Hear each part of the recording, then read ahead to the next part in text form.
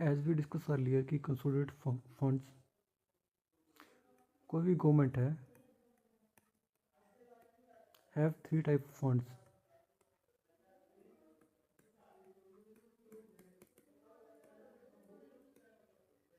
Consolidated,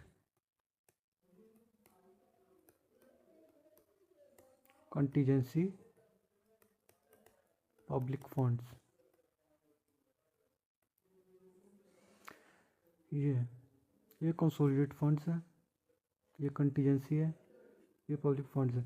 आज हम जो डिस्कस करेंगे वो है कंसोलिडेटेड फंड।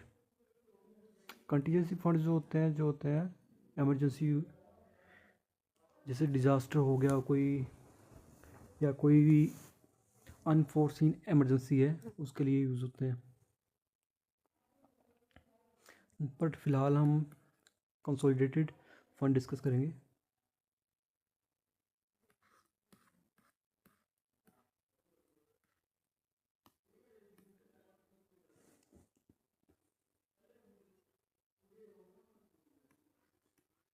जो कंसोलिडेटेड फंड है,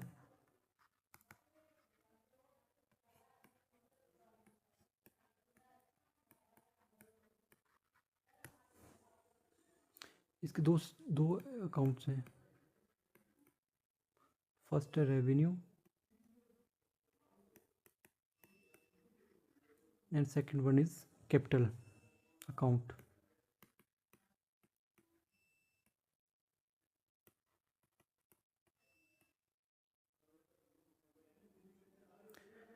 व्हाट इज इट? ये जो रेवेन्यू है ये है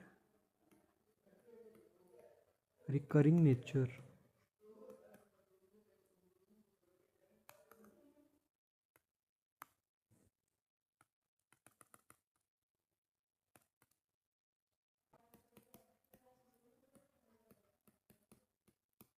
ये है रिकरिंग नेचर का। ये जो कैपिटल अकाउंट्स होते हैं ये होते हैं नॉन रिकरिंग नेचर। ये जो दोनों ही है, इनमें क्या होता है, फंड्स कंसोलिडेटेड फंड में आते हैं, वो फंड्स चले जाते हैं, जैसे कि उसको यूटिलाइज कर लिया जाता है दोनों ही केस में। What the difference is that, ये जो इसमें जो फंड का ट्रांसफ़र होता है, ये जो होता है वो होता है रिकरिंग नेचर का इन रेवेन्यू अकाउंट्स में। बट इन नॉन कैपिटल में जो नॉन रिकरिंग नेचर का होता है। ये क्लासिफिकेशन कंसोलिडेटेड फंड की।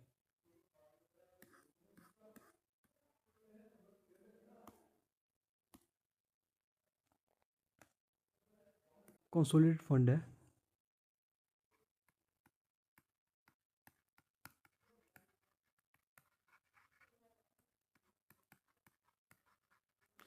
ये फर्दरी, जैसे कि आपको पता ही है, रेवेन्यू और कैपिटल अकाउंट्स में डिवाइडेड है। और ये फर्दर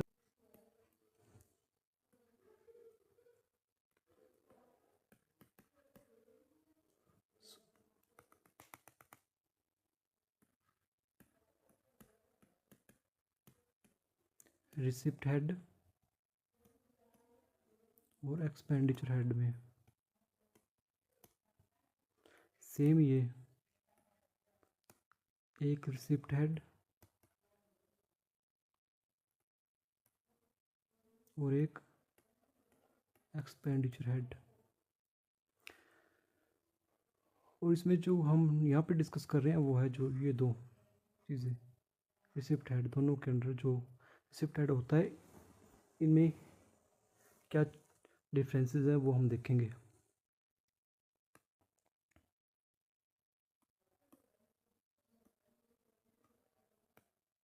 रेवेन्यू रिसिप्ट ये है, जैसे पहले बताया, ये रिकरिंग नेचर होगा। ये कैपिटल रिसिप्ट है, ये नॉन रिकरिंग नेचर होगा। अब रिसिप्ट में क्या है,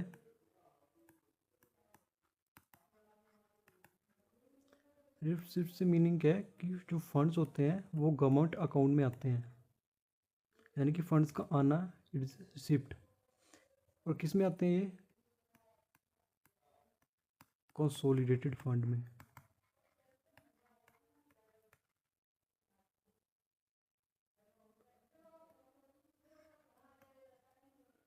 फंड जो आते हैं शिफ्ट के थ्रू कंसोलिडेटेड फंड में जाते हैं, और हो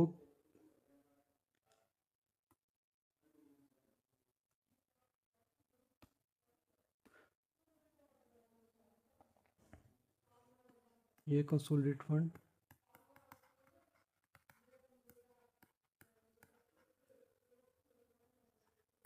through receipts funds transfer to consolidated funds. What ये कोई दो वे हो सकते हैं, रिसिप्ट दो तरह से हो सकती है, या रेवेन्यू होगी या कैपिटल होगी। अब रेवेन्यू और कैपिटल में भी कुछ डिफरेंसेस हैं, वो यही है कि एक तो रिकरिंग नेचर है और एक नॉन रिकरिंग नेचर है। अब हम ये देखेंगे कि ये नॉन रिकरिंग नेचर कैसे हैं।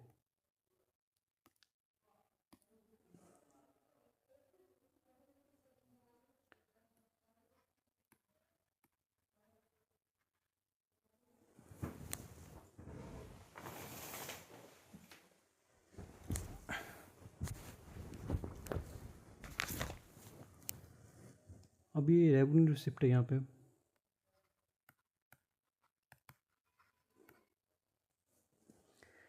इसमें क्या होता है, जैसे कि हमने बताया ये रेवेन्यू रिसिप्ट में क्या होता है, कंसोलिडेटेड फंड में फंड्स जाते हैं। अब जाते किस किस वे से हैं,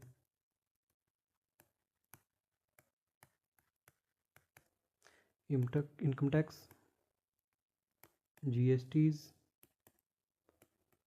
फीस एंड फाइन्स। ये कुछ वेज हैं जो कि जिनसे कि फंड ट्रांसफ़र होते हैं कंसोलिडेटेड फंड में।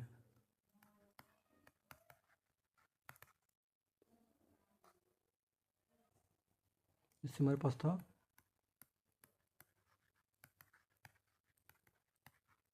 कंसोलिडेटेड फंड,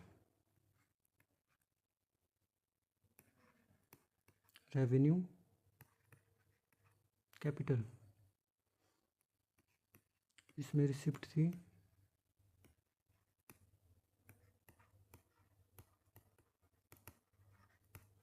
इसमें रिसिप्ट थी।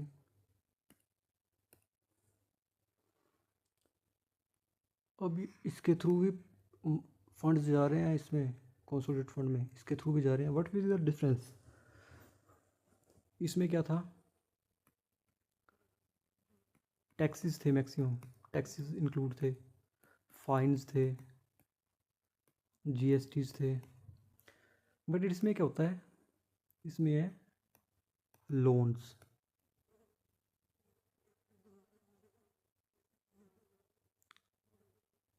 इसमें मैक्सिमम लोन्स ही होते हैं, या बोरोइंग फ्रॉम आरबीआई, कुछ भी है।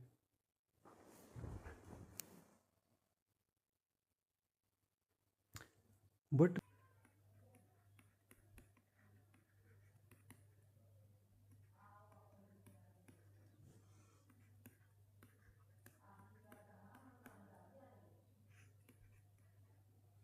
रेवेन्यू और कैपिटल, इसमें जो है हम एक्सपेंडिचर ही डिस्कस करेंगे।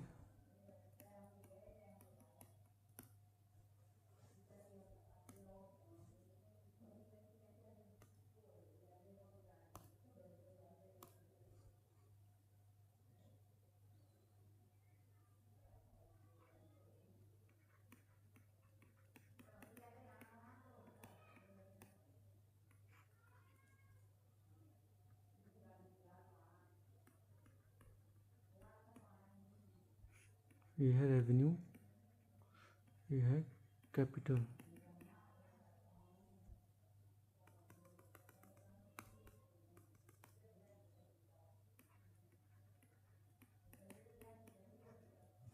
That is capital. अब इसमें हम एक्सपेंडिचर ही डिस्कस करेंगे।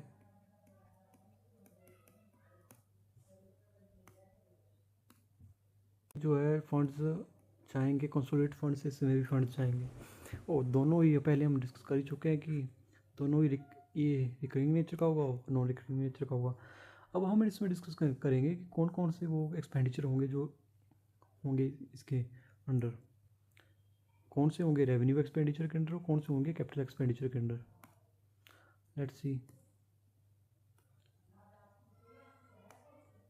ये जो है जो रेवेन्यू एक्सपेंडिचर,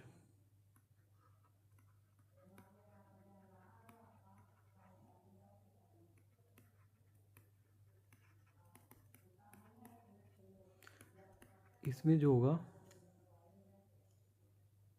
सो कंपेरिजन में देखते हैं इसको।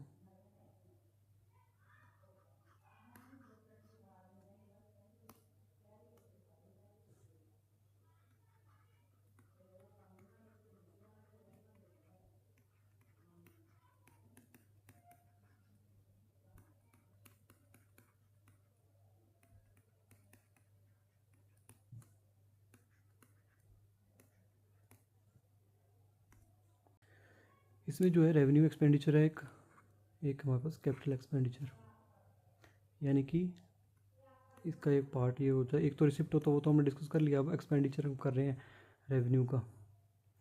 तो इसमें क्या होता है, इसमें दो तरह के, जैसे कि इसमें जो एक्सपेंडिचर होगा वो होगा, हमें पहले ही पता है जैसे कि रिकरिंग नेचर का होगा, यानी कि एक्सपेंडिचर भी होगा वो भी हर टाइम टू टाइम होता रहेगा, जैसे मंथली हो गया, ईयरली हो गया, यानी कि रिकरिंग नेचर का होगा। Like as salary, pensions, fees, fines, यानी कि रेगुलर इंटरवल पर होती हैं चीज़ें। जैसे रिसिप्ट में आ रहा था, टैक्स आ रहा था, जीएसटी आ रहा था, fees and fine regular interval पे आ रहे थे, यहाँ पे भी सैलरीज, पेंशन और फीस और फाइन्स पे किए जाते हैं गवर्नमेंट द्वारा, यानी कि कंसोलिडेट फंड से ये जाते रहते हैं रेगुलर इंटरवल पे, salary, pension, fees and fines. Same ही एज ए कैपिटल एक्सपेंडिचर में, कैपिटल एक्सपेंडिचर में हमारे पास क्या होता है, जैसे कि बिल्डिंग्स, एक्वायरिंग बिल्डिंग्स, या बिल्ड करना उनको, या फिर रेलवेज़,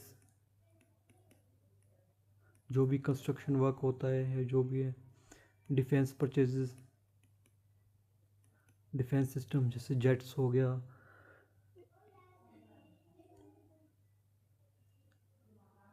ये जो सारी चीज़ें हैं ये आती है कैपिटल एक्सपेंडिचर में। लेकिन ये दोनों में डिफरेंस क्या है, ये जो सैलरी है ये इनका इंटरवल होता है, बल्कि कंटिन्यूसली ये रिकरिंग नेचर है, थोड़े टाइम बाद रेगुलर इंटरवल पे ये चलता रहता है, एक्सपेंडिचर चलता रहता है। लेकिन इसमें ऐसा नहीं है, कैपिटल एक्सपेंडिचर में नहीं है, इसका कोई फिक्स नहीं होता कि इस इंटरवल बाद फिर से हो गई होगा कि बिल्डिंग बनानी ही बनानी है। रेलवेज़ में कोई कंस्ट्रक्शन वर्क चला या कोई उसकी एक्सटेंशन हो रही है किसी रेलवे लाइंस की, तो ऐसा नहीं है कि वो रेगुलर इंटरवल पे होता है, लेकिन ये रेगुलर इंटरवल पे होता है, ये रेगुलर इंटरवल पे नहीं होगा। So that is called capital expenditure. And in revenue expenditure ये जो है ये होता है फिक्स्ड इंटरवल पे होता है। That is the key difference between दो बोथ।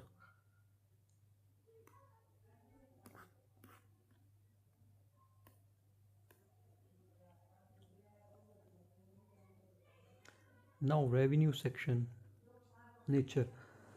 अब हमने क्या किया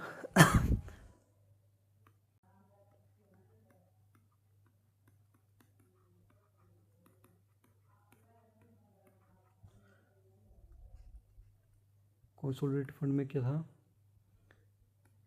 रेवेन्यू था, कैपिटल था, रिसिप्ट था, एक्सपेंडिचर था, यहाँ पे भी रिसिप्ट था, एक्सपेंडिचर था। हमने ये क्या किया, सारा डिस्कस कर चुके हैं हम, ये सारा पहले हमने ये डिस्कस किया, फिर हमने इनका डिस्कस किया, ये रिकरिंग नेचर का था, ये नॉन रिकरिंग नेचर का था, और उसके बाद उसको फर्दर क्लासीफाई किया रिसिप्ट्स में, एक्सपेंडिचर में। तो ये तो हो गया डिस्कस। अब हम क्या करेंगे, ये जो ये हैं अकाउंट्स हैं, रेवेन्यू और कैपिटल अकाउंट्स है कंसोलिडेटेड फंड के। अब इनके जो नेचर के बारे में डिस्कस करेंगे कि इनका क्या नेचर होता है।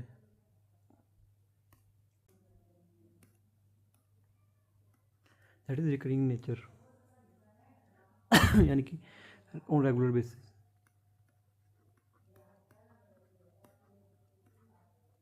यह फिक्स इंटरवल होता है, उसमें होता है नो असेट क्रिएशन। इसमें क्या है, कोई असेट क्रिएट नहीं हो रहा है।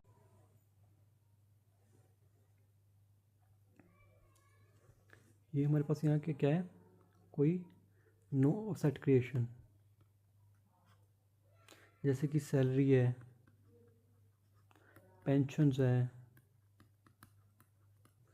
स्कीम्स हैं, सब्सिडीज़ हैं, ये जो चीज़ें हैं ये एम्प्लॉयज़ को दी जाती हैं, लेकिन इससे कोई सेट जो है क्रिएट नहीं हो रहा जिससे कि हमें लॉन्ग टर्म बेनिफिट हो सके, but used for day to day governance. अब सैलरी मिलेगी एम्प्लॉयज़ को तभी वो काम करेंगे, या फिर कोई ऐसी चीज़ें हैं जो गवर्नेंस के लिए बहुत ज़रूरी है, कोई परचेजिंग है, कुछ भी है।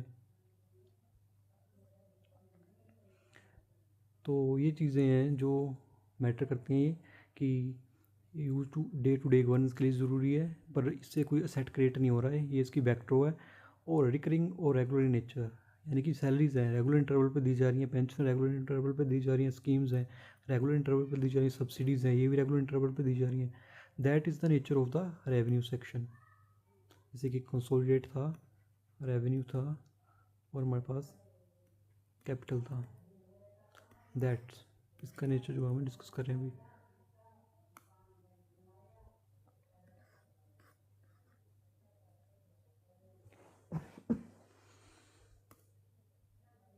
जो है कैपिटल सेक्शन को डिस्कस करेंगे। That is non recurring nature, leads to asset creation, supports long term development. अब देखें कि जो एक कैपिटल सेक्शन है, कैपिटल अकाउंट सॉरी किसका, कंसोलिडेटेड फंड का।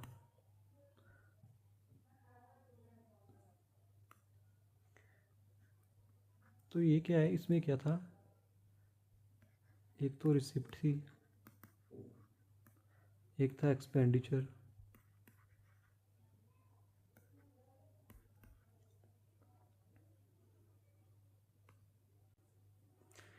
तो ये क्या था, जैसे लोन्स,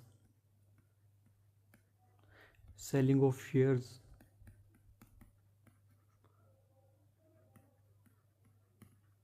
तो ये चीज़ें थी। अब लोन है, सेलिंग ऑफ शेयर्स है, जो एक्सपेंडिचर है इसमें बिल्डिंग्स आ गई,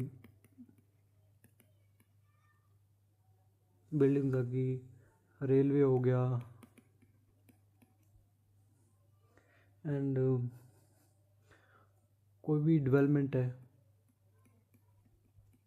चल रही है स्टेट गवर्नमेंट के अंदर, सेंट्रल गवर्नमेंट के अंदर, ये जो चीज़ें हैं ये रेगुलर इंटरवल पे चलती हैं। ये जैसे कि पर इससे एक बेनिफिट, ये नॉन रिकरिंग नेचर है, ये तो इस पहला पॉइंट इसका क्लियर हो गया कि नॉन रिकरिंग नेचर है ये जो, जैसे ये जो ये रिसिप्ट है, रिसिप्ट के अंदर लोन्स ले रही है गवर्नमेंट, सेलिंग शेयर कर रही है, तो ये फिक्स इंटरवल नहीं होता कि इसके बाद करना ही करना है, तो ये तो नॉन रिकरिंग नेचर क्लियर हो गया।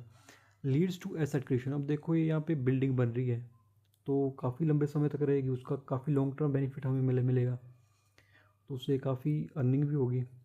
और सपोर्ट्स लॉन्ग टर्म डेवलपमेंट, यानी कि लॉन्ग टर्म डेवलपमेंट है, एक बार बिल्डिंग अगर बन गई या कोई रेलवे ट्रैक अगर बनता है तो उसका लॉन्ग टर्म बेनिफिट रहेगा।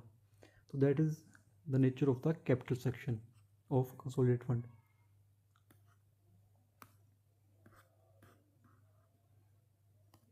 Now advantages of revenue section.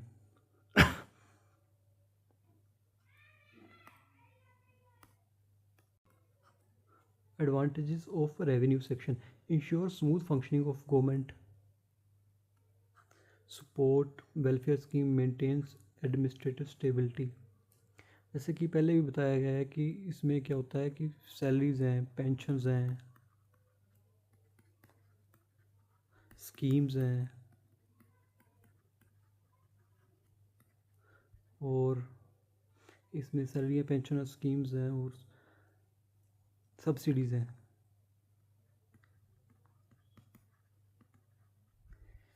ये जो है ये क्या है, स्पोर्ट्स वेलफेयर स्कीम्स।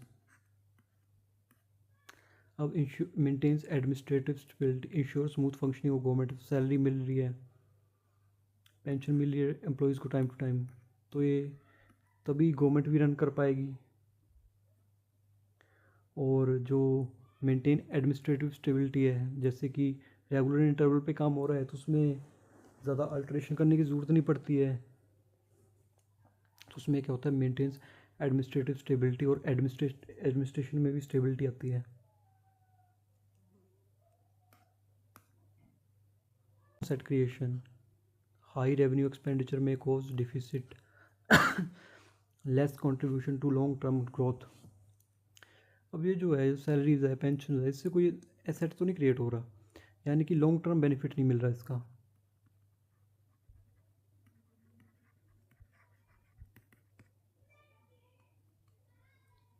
यानी कि इसका नो सेट क्रिएशन, कोई बिल्डिंग नहीं बन रही है, कोई ऐसी डेवलपमेंट नहीं हो रही जिससे कि long term benefit, long term returns आते रहें। और हाई रेवेन्यू एक्सपेंडिचर में कॉस्ट डिफिसिट, जैसे स्कीम्स हैं, जैसे सब्सिडीज़ हैं।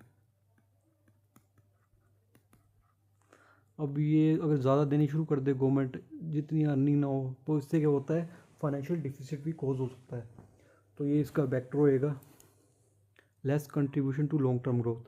अब लॉन्ग टर्म ग्रोथ भी इसमें पॉसिबल नहीं है, जैसे कि कैपिटल में होता है। So that are the backdoor of revenue section. Now advantages of capital section, creates public asset, promote economic growth, generate future returns। Create public assets, यहाँ पे क्या है, कोई बिल्डिंग बन रही है तो उसका क्या है, लॉन्ग टर्म बेनिफिट रहेगा डिपार्टमेंट को, उसके रिटर्न्स आते रहेंगे। प्रमोट इकोनॉमिक ग्रोथ, अब उससे क्या हुआ है, इकोनॉमिकली भी बूस्ट हो रहे हैं, उससे अर्निंग ही होगी कोई ना कोई। तो जैसे रेलवे ट्रैक है, ट्रांसपोर्टेशन जितनी अच्छी होगी उतनी ज़्यादा इकोनॉमिक कंडीशन अच्छी होती है किसी भी कंट्री की, तो ट्रांसपोर्टेशन अगर अच्छी है तो उससे इकोनॉमिक ग्रोथ भी बूस्ट होगी।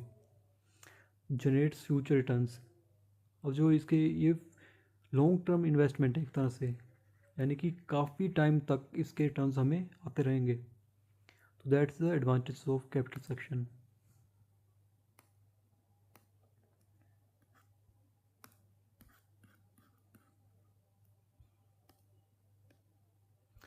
Now, limitation of capital section, required large investment, may increase public debt, long gestation period।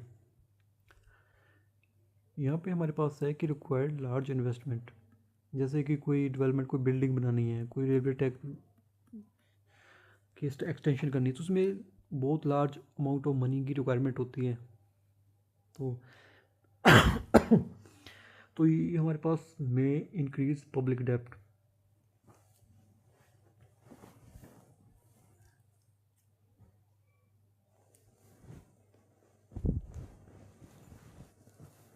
तो इट में लीड्स टू पब्लिक डेप्ट, यानी कि लोन डेप्ट क्रिएट हो सकता है, में इंक्रीज डेप्ट, लॉन्ग जेस्टेशन पीरियड, ये सारे जो है लिमिटेशन ऑफ कैपिटल सेक्शन है।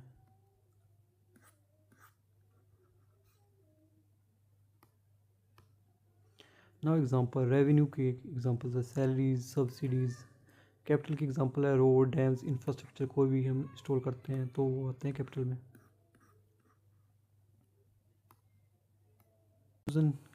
Both sections are essential. Balanced approach ensures fiscal stability। दोनों के अपने अपने प्रो कॉन्स हैं, तो these both are beneficial for running government। सो एक बार हम जो भी हमने आज किया इसको सम अप कर लेते हैं। अकाउंट्स होते हैं कंसोलिडेटेड फंड, चाहे यूटी हो चाहे कोई स्टेट हो, सभी के अपने अपने ये 3 अकाउंट होते हैं। यूटी हो, स्टेट हो, लोकल गवर्नमेंट, इन सभी के पास अपने ये 3 अकाउंट होते हैं, consolidated fund, contingency fund, public accounts.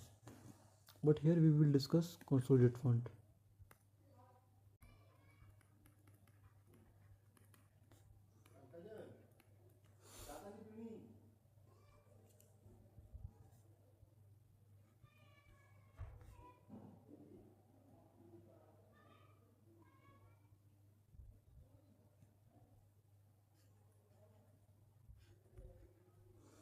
Now consolidated fund we have two types. कौन कौन से हमारे पास थे?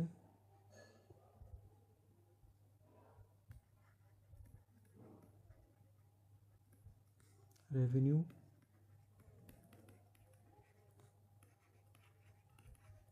कैपिटल अकाउंट, ये हमने डिस्कस कर लिया था. ये कंसोलिडेटेड फंड हो गया, ये रेवेन्यू अकाउंट, कैपिटल अकाउंट. अब इसको फर्दरली क्लासीफाई करते हैं हम.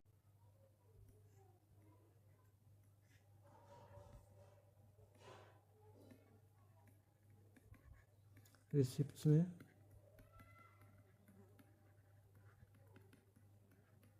और एक्सपेंडिचर में. रिसिप्ट्स में और एक्सपेंडिचर में. ये जो है ये नॉन रिकरिंग नेचर, यानी कि रेगुलर इंटरवल पे नहीं होता, ये होता है और रेगुलर इंटरवल यानी कि रिकरिंग इन नेचर. इसमें क्या होता है, फंड कंसोलिडेटेड अकाउंट में आते हैं. इसमें क्या होता है, फंड कंसोलिडेटेड फंड से जाते हैं. That is recurring nature and that is non recurring nature.